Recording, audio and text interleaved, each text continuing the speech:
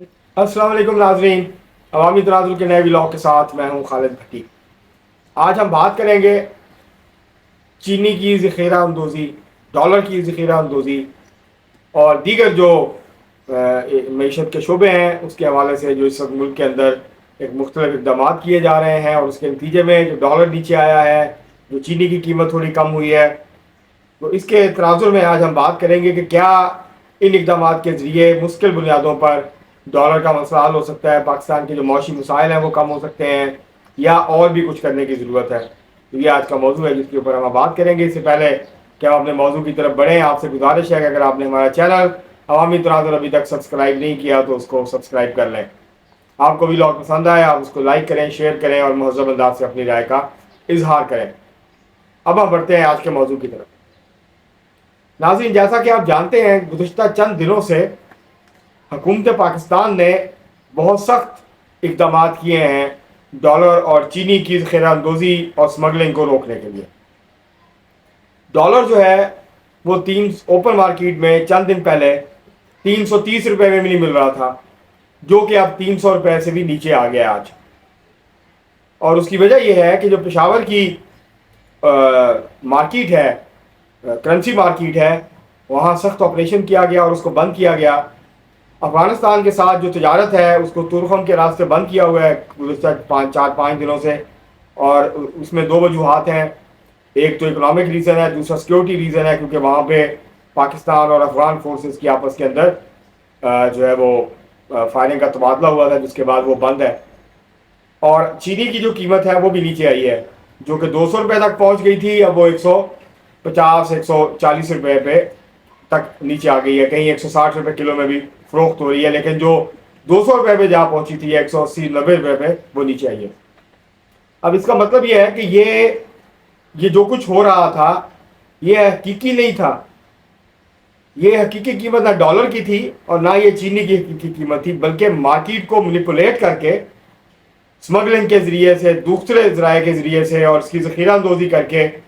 Dollar की जो कीमत है वो भी मसनूई तौर पे ऊपर ले जाई गई थी, और फिर एक मसनूई शॉर्टेज जो है, किल्लत जो है वो पैदा की गई मार्केट में, जिसकी वजह से डॉलर जो है वो मुसलसल ऊपर जा रहा था। और दूसरा यही सूरत चीनी के हवाले से भी हुई। और पहले शुगर मिलों को, डीलर्स को, बड़े जो शुगर माफिया है उसको पहले अरबों रुपए कमाने दिए गए कि अंदाजे के मुताबिक 60 अरब से ज़्यादा लोगों की जेबों से शुगर माफिया ने गुज़श्ता 1 महीने में निकाले हैं। उस वक्त तक इंतज़ामिया खामोश रही, कोई एक्शन नहीं हुआ।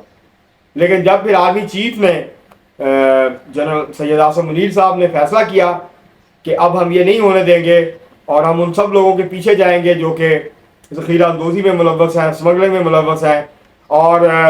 टैक्स नहीं देते और करप्शन में इन्वॉल्व हैं, तो उसके साथ ही जो है वो डॉलर नीचे आना शुरू होगा। ये हालत ये है, चंद दिन पहले हालत ये थी कि डॉलर मिल नहीं रहा था 330-35 में भी ओपन मार्केट में, और अब हालत ये है, और ओपन मार्केट का और जो इंटर बैंक रेट है, सरकारी रेट है, उसका फ़र्क जो है वो 20 से 25 रुपये पे चला गया था। तो अब ना सिर्फ ये कि इस वक्त इंटर बैंक का रेट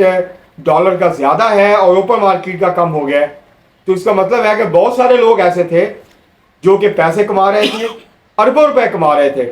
ये सारी जो है वो सूरत का फ़ायदा उठाते हुए। तो इससे ये नज़र आता है कि किस तरह जो इकोनॉमिक मैनेजर्स हैं, जो पाकिस्तान की मईशत को रोज़ाना की बुनियाद पर चलाते हैं, वो किस तरीके से नाकाम रहे। जो है वो ना सिर्फ ये कि डॉलर को की जो कदर बढ़ रही थी, रुपया जो है वो टके टोकरी हो रहा था, उसकी जो कदर में मुसलसल कमी आ रही थी, ना सिर्फ ये कि वो उसको रोकने में नाकाम रहे, बल्कि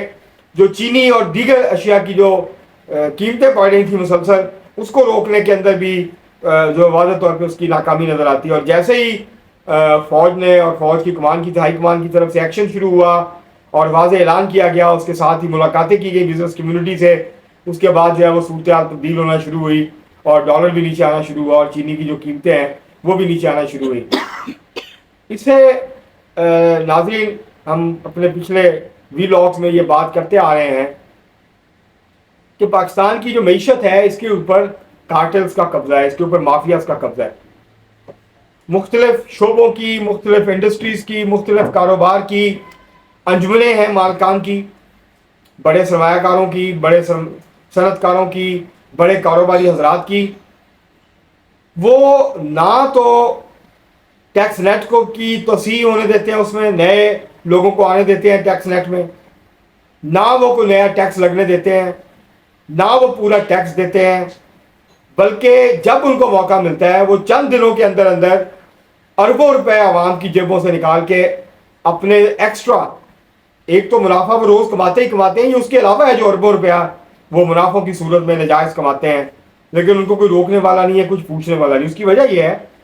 کہ ہمارے حکمران طبقے میں جو اس وقت غالب جو آئیڈیالوجی ہے، نظریہ ہے یا نظریات ہیں، معاشی پالیسیاں ہیں،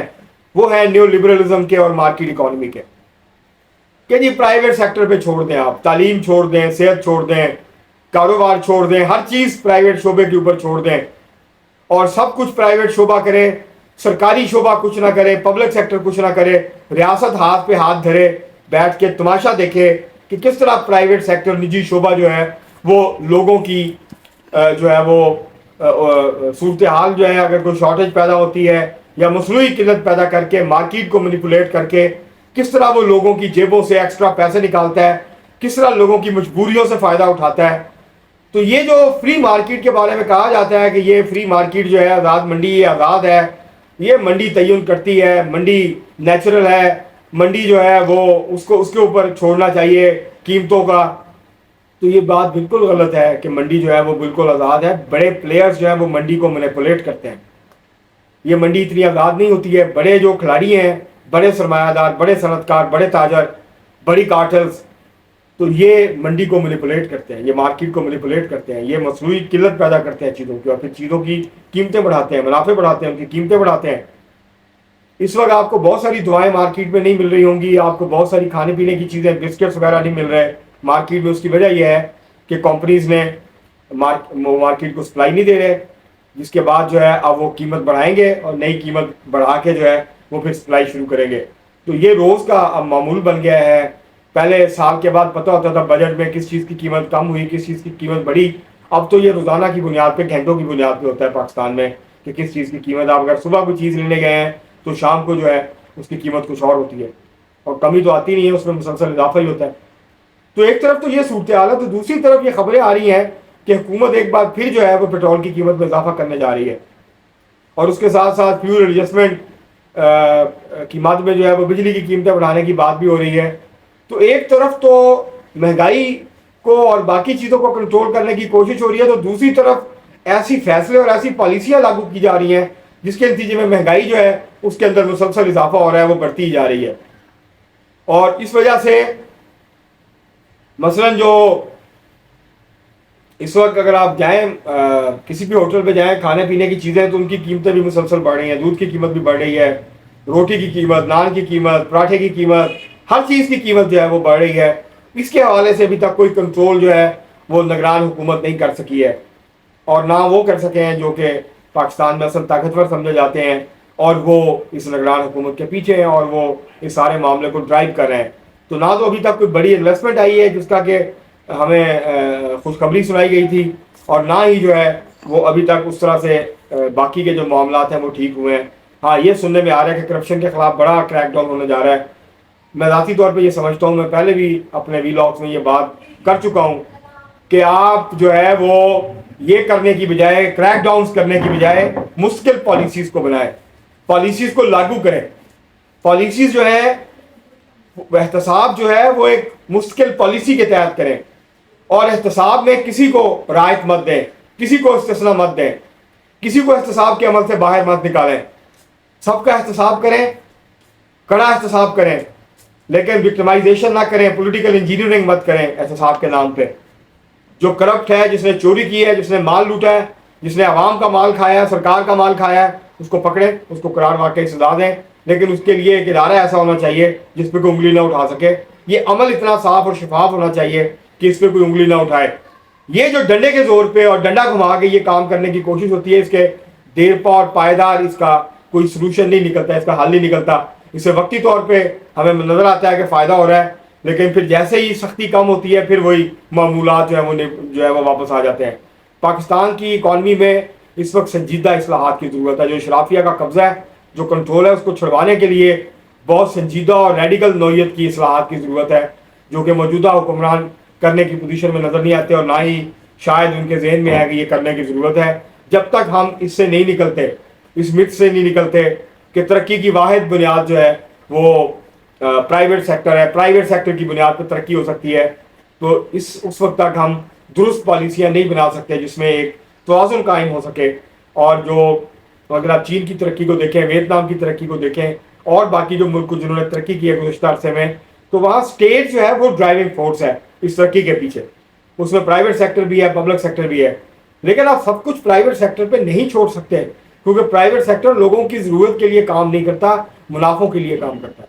جس شعبے میں جہاں پہ منافع نہیں آئے گا وہ انویسٹمنٹ نہیں کرتے, تو وہاں پھر ریاست کو انویسٹمنٹ کرنی پڑتی ہے یا پھر وہ سہولت جو ہے وہ لوگوں سے چھن جاتی ہے. تو یہ ساری جو صورتحال ہے اس کے لیے مل بیٹھ کے پاکستان کے حکمران طبقے کو,